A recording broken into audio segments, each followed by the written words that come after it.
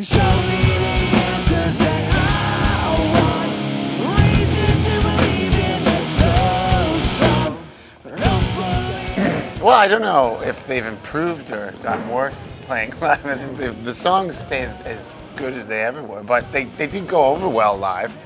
It becomes more familiar with the fans. Yeah, and like the one thing that we noticed kind of early on was that we could play songs from the album that weren't necessarily singles, but they'd be like a deep cut on the record, and then our fans would know them. The last, like when we play our full like headliner set, we end with the last song on that album sometimes. That's a deep cut, like that's the last song on a new record, you know, and kids know every word and they go crazy for it. So I mean, it's working well with our fans.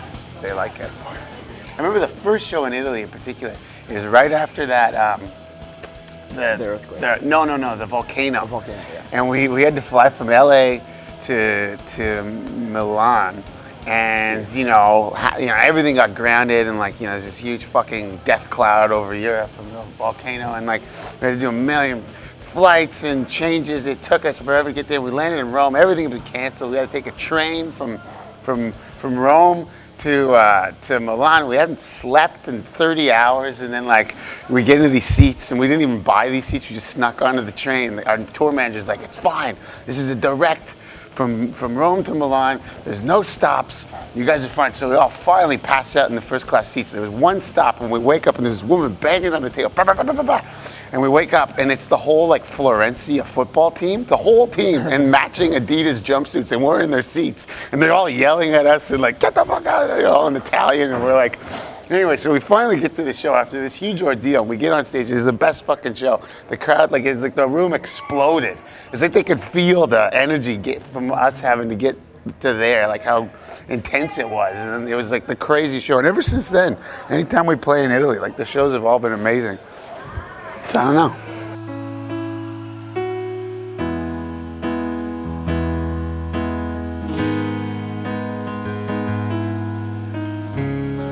Everybody's got a secret. Can you tell me what is mine? Can you tell me what you'd find? I'll tell you if you keep it. I promise not to lie.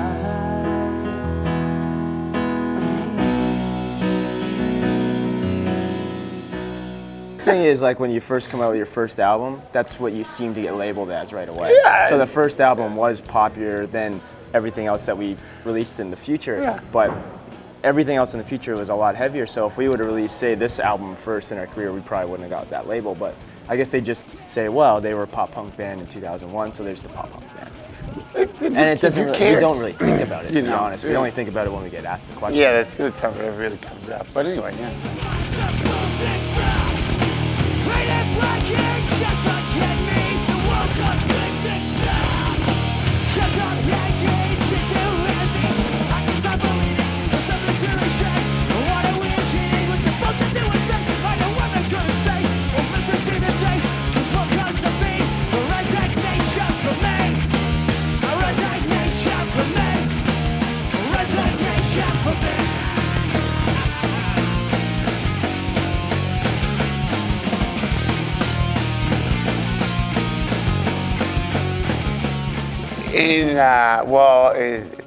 We decided there's a charity or NGO in Canada called War Child, and we met them, and they asked us if we'd like to do something.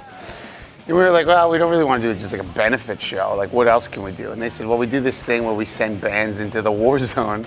It's called Artists in the War Zone, and you go and like they send people to like Iraq and Afghanistan and Sierra Leone, and like all sorts of places.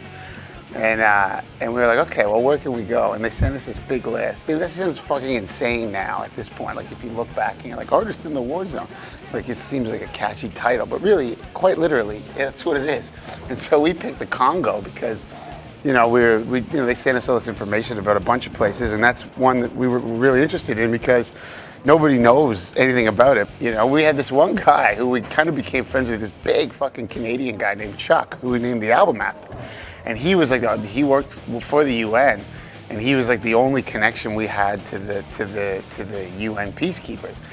And he was like, you know, so I was kind of watching him, and he'd been in a lot of these situations. I was watching the Congolese people because they were like, they've been in a lot of these situations. And I remember like when we could hear machine guns all the time, and we're all like, this is kind of crazy. And they're like, we're accustomed to this kind of music. When those guys started to look scared, then I was like, okay, now we're fucked. I mean, yeah, it was insane. That was the craziest thing that's ever happened to me, ever.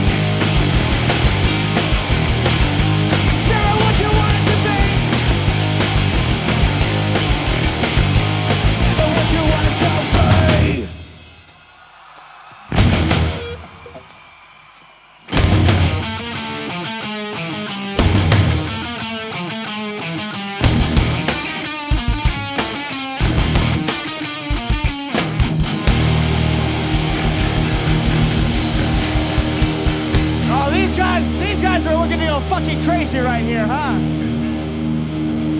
You like the metal shit, huh?